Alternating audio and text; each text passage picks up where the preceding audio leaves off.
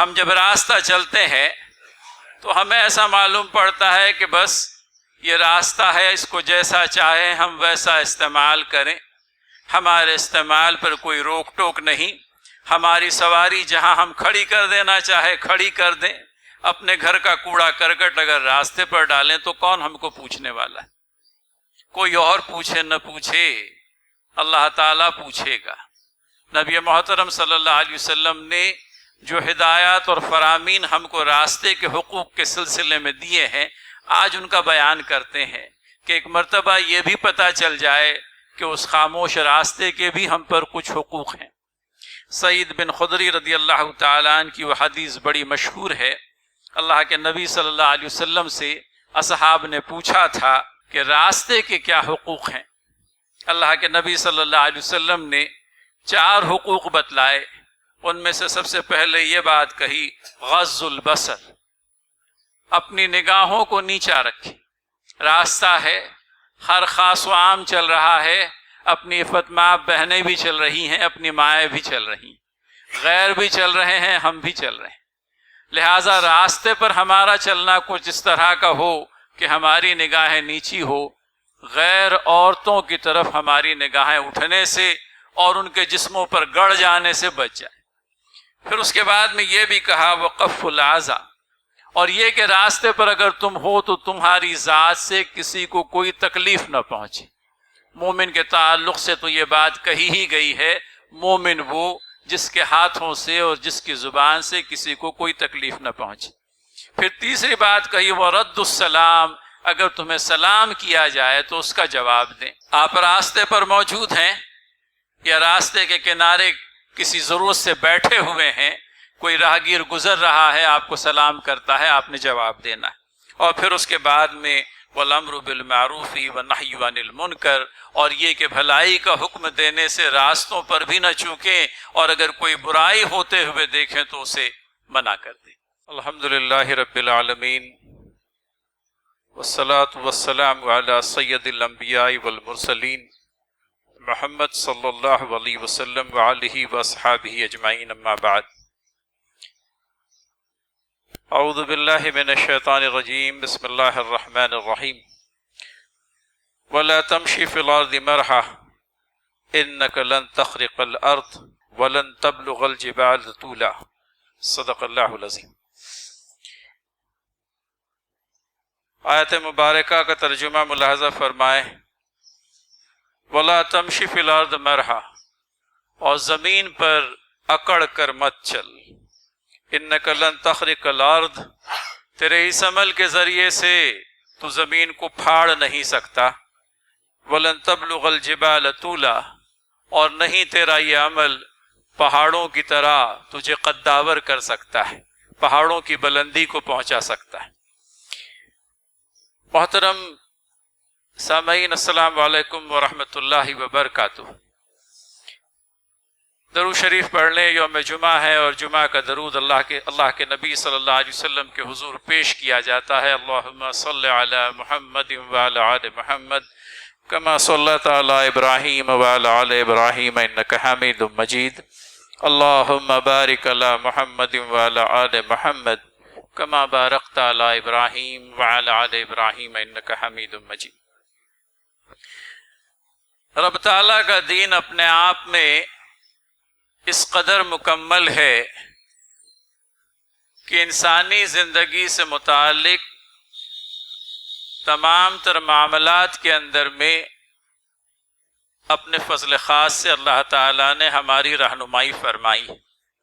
نظام عبادت کے اندر میں تو رہنمائی موجود ہے، نماز، روزہ، زکوٰۃ، حج عبادات ہیں، اور ان عبادات کے سلسلے میں یہ نظم عبادت کیسا ہو اس کی تصریح ہم لوگوں کو ملتی ہے۔ البتہ زندگی کے جو دیگر تمام تر معاملات ہیں، تمام تر معاملات، یہاں تک کہ آپ کی وہ ضرورت پیشاب اور پاخانے والی، اس کے سلسلے میں بھی اللہ تعالیٰ کے دین نے رہنمائی فرمائی کہ جب بیت الخلاء میں داخل ہوں تو کون سی دعا پڑھیں، اور جب باہر نکلیں تب کون سی دعا پڑھیں۔ انسانی زندگی کے کسی حصے کو بھی اللہ تعالیٰ کے دین نے نہیں چھوڑا، اور آج جو گفتگو کرنی ہے وہ راستے کے حقوق سے متعلق ہے۔ ہم جب راستہ چلتے ہیں تو ہمیں ایسا معلوم پڑتا ہے کہ بس یہ راستہ ہے، اس کو جیسا چاہیں ہم ویسا استعمال کریں، ہمارے استعمال پر کوئی روک ٹوک نہیں، ہماری سواری جہاں ہم کھڑی کر دینا چاہے کھڑی کر دیں، اپنے گھر کا کوڑا کرکٹ اگر راستے پر ڈالیں تو کون ہم کو پوچھنے والا ہے؟ کوئی اور پوچھے نہ پوچھے، اللہ تعالیٰ پوچھے گا۔ نبی محترم صلی اللہ علیہ وسلم نے جو ہدایات اور فرامین ہم کو راستے کے حقوق کے سلسلے میں دیے ہیں، آج ان کا بیان کرتے ہیں کہ ایک مرتبہ یہ بھی پتہ چل جائے کہ اس خاموش راستے کے اوپر بھی، اس خاموش راستے کے بھی ہم پر کچھ حقوق ہیں۔ سعید بن خدری رضی اللہ تعالیٰ عنہ کی وہ حدیث بڑی مشہور ہے۔ اللہ کے نبی صلی اللہ علیہ وسلم سے اصحاب نے پوچھا تھا کہ راستے کے کیا حقوق ہیں؟ اللہ کے نبی صلی اللہ علیہ وسلم نے 4 حقوق بتلائے۔ ان میں سے سب سے پہلے یہ بات کہی، غض البصر، اپنی نگاہوں کو نیچا رکھیں۔ راستہ ہے، ہر خاص و عام چل رہا ہے، اپنی فتماب بہنیں بھی چل رہی ہیں، اپنی مائیں بھی چل رہی ہیں، غیر بھی چل رہے ہیں، ہم بھی چل رہے ہیں۔ لہٰذا راستے پر ہمارا چلنا کچھ اس طرح کا ہو کہ ہماری نگاہیں نیچی ہو، غیر عورتوں کی طرف ہماری نگاہیں اٹھنے سے اور ان کے جسموں پر گڑ جانے سے بچ جائے۔ پھر اس کے بعد میں یہ بھی کہا وقف العزا، اور یہ کہ راستے پر اگر تم ہو تو تمہاری ذات سے کسی کو کوئی تکلیف نہ پہنچے۔ مومن کے تعلق سے تو یہ بات کہی ہی گئی ہے، مومن وہ جس کے ہاتھوں سے اور جس کی زبان سے کسی کو کوئی تکلیف نہ پہنچے۔ پھر تیسری بات کہی وہ رد السلام، اگر تمہیں سلام کیا جائے تو اس کا جواب دیں۔ آپ راستے پر موجود ہیں یا راستے کے کنارے کسی ضرورت سے بیٹھے ہوئے ہیں، کوئی راہگیر گزر رہا ہے، آپ کو سلام کرتا ہے، آپ نے جواب دینا ہے۔ اور پھر اس کے بعد میں وَالْأَمْرُ بِالْمَعْرُوفِ وَالنَّهْيُ عَنِ الْمُنْكَرِ، اور یہ کہ بھلائی کا حکم دینے سے راستوں پر بھی نہ چوکیں، اور اگر کوئی برائی ہوتے ہوئے دیکھیں تو اسے منع کر دیں۔ محترم سامعین، اپنے آپ میں مکمل یہ نظام حیات راستے کے سلسلے میں بھی ہماری رہنمائی کرتا ہے۔ ساتھ میں یہ بات بھی آتی ہے کہ راستے سے تکلیف دہ شے کو ہٹا دینا ایمان کے جو مختلف شعبہ جات ہیں ان میں سے ایمان کا ایک شعبہ بتایا گیا۔ اللہ کے نبی صلی اللہ علیہ وسلم کی حدیث ہے کہ افضل درجہ ایمان جو ہے وہ کلمہ لا الہ الا اللہ کا اقرار ہے اور دل سے اس کی تصدیق ہے۔ زبان سے کہہ بھی دیا لا الہ تو کیا حاصل، دل و نگاہ مسلمان نہیں تو کچھ بھی نہیں۔ لہٰذا دل سے تو اقرار کریں، اور دل سے اقرار کرنے کے بعد میں اپنے عمل سے اس قولی اقرار کی تصدیق بھی کریں۔ تو شعبہ جات ایمان کے اندر میں سب سے افضل درجہ جس بات کا بتایا گیا وہ کلمہ لا الہ الا اللہ ہے، اور پھر اس کے بعد میں آخری چیز جو بتائی گئی وہ راستے سے تکلیف دہ شے کو ہٹانا ہے اپنے آپ میں بہت معمولی سا کام میرے بھائی، لیکن اپنی فضیلت کے اعتبار سے اتنا بلند ترین کام ہے کہ ایک شخص کی مغفرت کے لیے اتنا کام بھی کافی ہے۔ اللہ کے نبی صلی اللہ علیہ وسلم کی حدیث ہے، اور آج کل چونکہ صحت حدیث کے بارے میں لوگوں کو بڑا مسئلہ رہتا ہے، لہٰذا بیان کرتا چلوں کہ بخاری اور مسلم دونوں کے اندر میں یہ روایت متفقہ طور پر ہم کو ملتی ہے، راستے سے تکلیف دہ اور ناپسندیدہ چیزوں کو ہٹانا کوئی عام سا صدقہ نہیں۔ حدیث پاک ہے، راستہ چلتے ہوئے ایک شخص کو کانٹوں بھری ٹہنی نظر آئی تو اس نے راستے سے اسے ہٹا دیا، اللہ نے اس کی مغفرت فرما دی۔ کام دیکھیے اور کام کا پھل دیکھیے۔ ایک کانٹوں بھری ٹہنی نظر آ گئی جو لوگوں کو تکلیف دے سکتی تھی، کسی کے پیر میں چبھ سکتی تھی، بندے نے اس ٹہنی کو ہٹا کر راستے کے کنارے کر دیا۔ صرف اتنا کرنے پر رب ذوالجلال والاکرام نے، رب رحیم و شفیق نے اس شخص کی مغفرت کر۔ اسی ضمن کی حدیث ہمیں ابو داؤد کے اندر میں بھی ملتی ہے۔ ابو داؤد کے اندر میں جو حدیث ہے، رسول اللہ صلی اللہ علیہ وسلم نے فرمایا کہ ایک شخص نے کوئی اچھا کام نہیں کیا سوائے اس کے کہ کانٹوں بھری ٹہنی کو ہٹایا جو راستے پر تھی یا درخت پر تھی، تو اس کو ہٹا دیا تاکہ پھلدار درخت کو نقصان نہ پہنچے۔ اس عمل پر اللہ تعالیٰ نے اسے جنت میں داخل کر دی۔ انسان کے جسم کے جتنے جوڑ ہیں، ان سب جوڑ کے لیے کوئی نہ کوئی صدقہ، کسی نہ کسی صدقے کا اس سے مطالبہ کیا گیا ہے، اور یہ بھی صدقہ ہے کہ آپ راستے میں پڑی ہوئی کوئی نقصان دہ چیز کو، کوئی تکلیف دہ چیز کو ہٹا دیں۔ تو کہنے کے لیے عمل چھوٹا سا میرے بھائی، لیکن اللہ تعالیٰ کی نگاہوں میں بڑا پسندیدہ، اس حد تک پسندیدہ کہ اس چھوٹے سے عمل کے نتیجے میں بھی اللہ تعالیٰ چاہے ہماری مغفرت ہو جائے۔ پھر اس کے بعد میں یہ بھی غور کریں، ویسے ہی نیک اعمال تھوڑے، نام اعمال کے اندر میں نیک اعمال تھوڑے، لیکن ایسا کوئی عمل جو اس قدر فائدے کا باعث ہو جائے، اس کو اختیار کرنا ہمارے لیے جنت کی ضمانت بن جاتا ہے۔ لہٰذا اس کے برعکس اگر کوئی عمل ہے تو اس کے بارے میں بھی سوچیں۔ ایک بات کہی گئی، راستے سے کوئی تکلیف دہ چیز کو ہٹا دینا، اور اس کے برعکس کیا ہوگا؟ راستے میں کوئی تکلیف دہ چیز ڈال دینا۔ گھر کا کوڑا کرکٹ کچرا دان تک لے جانے کی بجائے سہل پسندی ہماری اس بات کا تقاضا کرتی ہے کہ پڑوسی کے دروازے پر ہی ڈال دو اسے۔ میرے بھائی، تیرا گھر تو صاف ہو گیا، لیکن ایک عام سی شاہراہ جس کو بندگان خدا سبھی استعمال کر رہے تھے، وہ تو نے گندی کر دی۔ اب اللہ کے نبی صلی اللہ علیہ وسلم نے اگر یہ فرمایا کہ راستے پر پڑی ہوئی کانٹے دار ٹہنی کو ہٹانا تمہاری مغفرت کا سبب باعث بن سکتا ہے، تو تھوڑا سا اس کو الٹا کر دیجئے، راستے میں اگر کوئی نقصان دہ چیز ڈال دیں، اس کو بیجا گندا کر دیں، ہمارے لیے کیا ہوگا؟ ایک چیز مغفرت کا باعث بن سکتی ہے، اس کے برخلاف کوئی چیز اگر کر جائیں تو وہ کیا بن سکتی ہے، آپ اندازہ کریں۔ پھر اس کے بعد میں دوسرا حق یہ بتایا گیا کہ غض بصر سے کام لیں، اپنی نگاہوں کو نیچا رکھیں۔ یہ تو ویسے بھی ہدایت ہے، آپ دیکھیں، لیکن خصوصیت کے ساتھ میں راستے کے حقوق کے سلسلے میں یہ بات بتلائی گئی کہ اپنی نگاہوں کو نیچا رکھیں۔ راستے پر اگر بیٹھنا آپ کے لیے اشد ضروری ہے، کوئی عذر ہے، کوئی وجہ ہے جس کی بنا پر آپ کو راستے پر بیٹھنا ہی ہے، تو ایسے میں راستے کے حقوق کے بیان کے اندر میں یہ بھی بات ملتی ہے کہ اس راستے سے ہر کوئی گزر رہا ہے۔ میری بہن بھی گزر رہی ہے، میری والدہ بھی گزر رہی ہے، ہمارے غیر مسلم پڑوسی کی خواتین بھی گزر رہی ہے۔ لہٰذا غض بصر سے کام لیں، اپنی نگاہوں کو نیچا رکھیں۔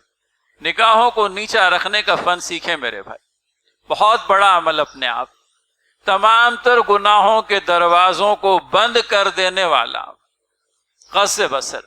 اور غض بصر اپنے آپ میں ایک ایسی چیز جس کو حاصل کرنے کی، اختیار کرنے کی، اپنی عادات کا حصہ بنانے کی ضرورت ہے۔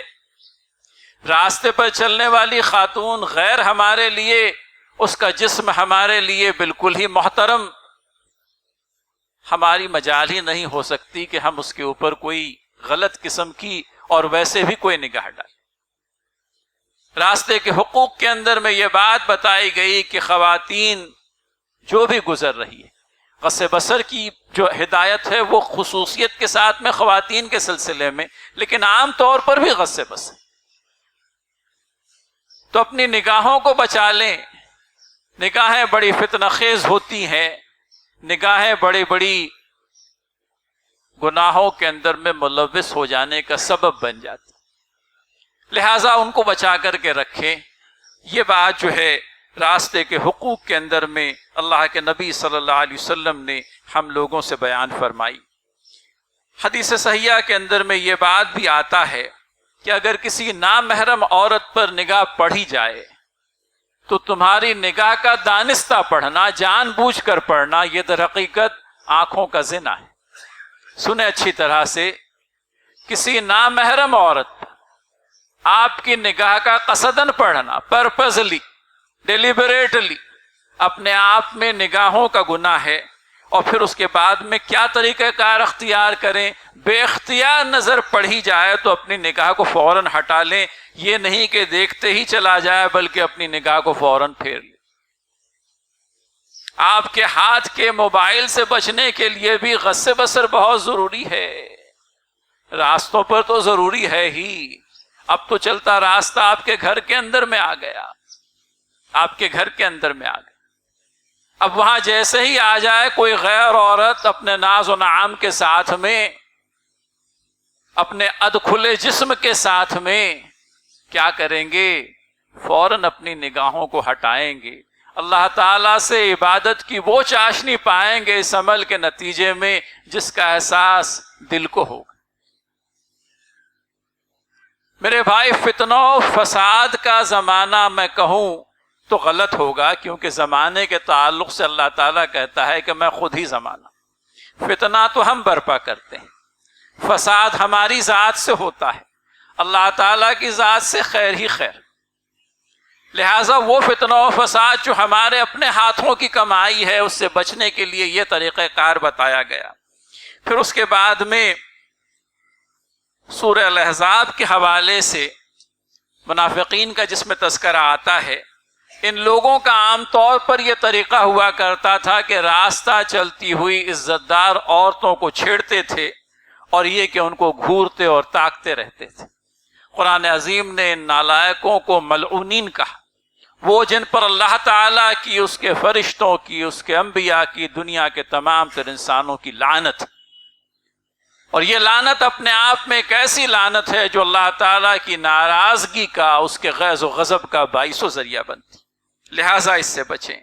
پھر اس کے بعد میں دوسری بات جو بیان ہوئی راستے کے حق کے سلسلے میں، وہ یہ کہ راستے میں پڑی کوئی تکلیف دہ چیز ہو تو اس کو ہٹا دیں۔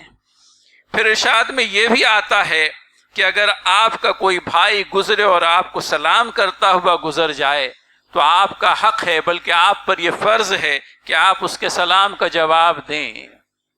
یہ نہیں کہ اس نے سلام کر دیا اور باتوں میں اور خوش گپیوں میں لگے ہوئے آپ اور ہم اس کے سلام کو ہی نظر انداز کر بیٹھے۔ تو یہ تیسرا حق بیان ہوا کہ کوئی راہگیر راستے سے گزر رہا ہے، آپ راستے پر ٹھہرے ہوئے ہیں، آپ اس کے سلام کا جواب دیں۔ اور پھر آخری حق جو بیان ہوتا ہے وہ یہ کہ نیکی کی دعوت دیں، دین کا بولنے کا کام وہاں بھی جاری رکھیں، اور یہ کہ کوئی غلط کام، کوئی برا کام ہوتا ہوا دیکھیں تو روک دیں۔ تو یہ بھی ان لوگوں پر راستے کا حق ہے جو راستے کو اپنائے ہوئے ہیں، جو راستے پر بیٹھے ہوئے ہیں، جو راستے کے اندر میں یوں کہہ لیجئے کہ اپنی کسی ضرورت سے، کسی شرعی عذر کے بنا پر راستے میں رک گئے ہیں۔ پھر اس کے بعد میں یہ بھی اندازہ کرتا چلیں کہ اعمال صالحہ کے نتیجے میں اللہ تعالیٰ کی رضامندی نصیب ہوتی ہے۔ شادی بیاہ کے مواقع پر لوگ دعاؤں کی درخواست کرتے ہیں، دعا کریں اللہ تعالیٰ نو بہاتہ جوڑے کو ایک شادمانی، کامیابی، خوشیوں بھری زندگی عنایت کرے ضرور اللہ تعالیٰ۔ لیکن پھر یہ بھی تو سوچو میرے بھائی، اس شادی کے دوران میں تم نے جو اعمال کیے ہیں وہ تمہاری دعا کی قبولیت کی راہ میں کہیں رکاوٹ تو نہیں بن رہے، کہیں کوئی ڈی جے اتنے زور سے تو نہیں بجا کہ پڑوسی کی نیند ہی بیچارے کی حرام ہو گئی، کہیں ایسا تو نہیں ہوا کہ عورتوں اور مردوں کی مخلوط محفل کر دی اور وہ بیچاری جو ہماری پردہ دار خواتین تھی ان کے پردے کو آپ نے اپنے عمل سے تار تار کر دیا۔ کریں سب ویسا جو اللہ تعالیٰ کو ناپسندیدہ، اور پھر گہار لگائیں اللہ تعالیٰ سے، باری تعالیٰ قبول کر لے۔ تمہارا عمل تمہاری قبولیت کے لائق بھی تو ہو۔ پھر اس کے بعد میں دھڑلے سے کہیں تو غفور و رحیم ہے۔ میرے بھائی، جس وقت تو نے گناہ کیا تب بھی وہ غفور و رحیم تھا، اور اس کی غفور اور اس کی مغفرت اور رحمت کے واسطے سے تو اپنے آپ کو گناہ سے روک لیتا۔ سارے کام کریں گے ویسے جو تمہاری تمدن، تمہاری تہذیب اور تمہاری معاشرت کے خلاف، اور پھر اس کے باوجود بھی اللہ تعالیٰ سے دعا میرے بھائی کام کو آسان بناؤ نا، کیوں اپنے آپ کو مشکل میں ڈالتے ہو؟ تمہارے نبی کریم صلی اللہ علیہ وسلم نے بہت سے بیجا بندھنوں سے تم کو آزاد کر دیا۔ وہ سارے بندھن جو تمہارے اپنے ہاتھوں کی جکڑنے تھی، وہ بیجا اخراجات، خود کو تکلیف میں ڈال کر قرض لے کر کے شادیاں کرنا، خود مقروض ہوتے ہوئے بھی دوسروں کا قرض ادا کر دینے کی بجائے مزید قرض لے کر کے شادیاں کرنا۔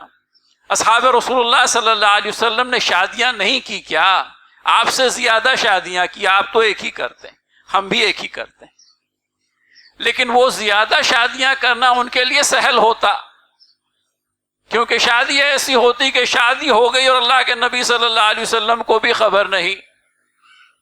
عبد الرحمن بن عوف رضی اللہ تعالی عنہ کو زرق برق کپڑے میں نہیں، کوئی اچھے سے لباس میں دیکھا، لگا کہ کچھ تو ہوا ہے، پوچھا کیا بات؟ کہا ہے اللہ کے رسول صلی اللہ علیہ وسلم، میں نے کھجور کی گٹلی کے برابر سونا مہر دے کر کے شادی کر لی۔ اللہ کے نبی صلی اللہ علیہ وسلم نے مبارکباد دی اور کہا کہ عبد الرحمن ولیمہ کرو، پھر بھلے ہی بکری کے ایک گوشت کے برابر کیوں نہ ہو، وہ بھی فرض نہیں کیا گیا، اپنے اوپر فرض مت کیجیے، حیثیت ہے کر لیجئے، وگرنہ اپنے گھر کے لوگ بھی ولیمے کی دعوت میں شریک ہو گئے تو ولیمہ ہو جاتا ہے۔ کوئی ضروری نہیں کہ دوست و احباب بھی جمع ہو ہی جائیں، ہمارے جیسے غیر بھی آپ کی شادی کے اندر میں چلے آئیں، دعوت دیں تو ہم کو دعوت قبول کرنی ہوگی، لیکن تھوڑا ہمارا کام بھی آسان کر دیں تاکہ ہم کو بھی آنے کی زحمت سے بچ جائیں۔ زحمت تو نہیں ہوتی، مہمان آتا ہے تو رحمت ہی ہوتی ہے، لیکن ہوتا کیسا ہے آپ دیکھیے، جب اس دامن رحمت کو آپ کچھ زیادہ ہی پھیلا دیتے ہیں تو پھر مسائل پیدا ہو جاتے ہیں۔ لہٰذا اپنے لیے مسائل مت پیدا کیجیے، اپنے لیے سہولتیں پیدا کریں۔ مزید بات یہ بھی کہنی ہے کہ راستے کی حق تلفی سے بچیں، راستے کی حق تلفی سے بچیں۔ یہ جو ہمارے نونہالان ہیں نا، یہ پیارے پیارے سے بچے یہاں بیٹھے ہوئے، ان لوگوں کو عادت ڈالی، یہ وہ کیا کیا کھاتے رہتے ہیں، وہ ویفرز ہوتے ہیں الگ الگ طرح کے، لیز اور پتہ نہیں کیا کیا خوبصورت سے پیکیجز کے اندر میں ہوتے، آپ جب کھائیں گے نا تو کھانے کے بعد میں وہ جو بچ جاتا ہے، وہ آپ کا ریپر کور، اس کو کیا کریں گے؟ راستے کے درمیان میں پھینک دیں گے؟ نہیں، کیا کریں گے؟ اس ریپر کو لے کر کے اپنی جیب میں گھڑی بنا کر کے رکھ دیجیے، اور گھر کے اندر میں پھر جو ڈسٹ بن ہے اس میں لے جا کے ڈالیے۔ میرے بھائی تم میں سے ہر ایک جب یہ کام کرے گا نا، تمہاری سڑک پر پڑے ہوئے کم از کم 100 ریپر جو ہے دکھائی نہیں دیں گے، اور پھر غیروں کو یہ کہنے کے لیے موقع نہیں رہے گا کہ یہ مسلمانوں کی بستی ہے۔ اس کا تو امتیاز یہ ہے کہ اس کی ہر گلی کے اندر میں، اس کی ہر سڑک کے اوپر آپ کو ریپر ہی ریپر نظر آتے ہیں۔ ریپر راستے پر نہیں گرے گا میرے بیٹے، ریپر کہاں جائے گا؟ گھر کی کوڑا دان میں جائے گا، ڈسٹ بن میں جائے گا۔ ان کو یہ بتاؤ میرے بھائی، کہنے کے لیے معمولی سے بات ہے، لیکن جب یہ بات آئے گی نا اللہ کے نبی صلی اللہ علیہ وسلم کے حوالے سے کہ راستے میں پڑی ہوئی کوئی تکلیف دہ چیز کو ہٹانا تمہارے لیے مغفرت کا باعث ہے، کوئی تکلیف دہ چیز کو راستے میں ڈالنا کہیں نہ کہیں تمہارے اعمال نامے کو خراب کرنے کا باعث بھی ہو سکتا ہے۔ چھوٹی چھوٹی باتیں ہیں، لیکن بچپن سے اگر یہ عادتیں بنے گی میرے بھائی، ایک مثالی معاشرہ بننے کے اندر میں بڑی مدد ہوگی۔ ایک مثالی معاشرہ بنائیے، آپ کی شادی بیاہ کی محفل جو ہے غیروں کے لیے ایک دیکھنے والی محفل ہو۔ آپ کے تمدن کو شوکیس کرنے کے یہ جو مواقع ہوتے ہیں ان کو چوکیے مت، ان مواقع کا بھرپور استعمال کریں۔ اللہ تعالیٰ کی رضا بھی اللہ تعالیٰ چاہے ملے گی، اور اس دنیا کے اندر میں ایک بہترین مثال امت کے ذریعے سے لوگوں کے درمیان میں قائم ہوگی۔ تو یہ ایک حق تلفی کے سلسلے میں کہ راستے کو گندگیوں سے، تعفن سے، کچرے سے بچائیں۔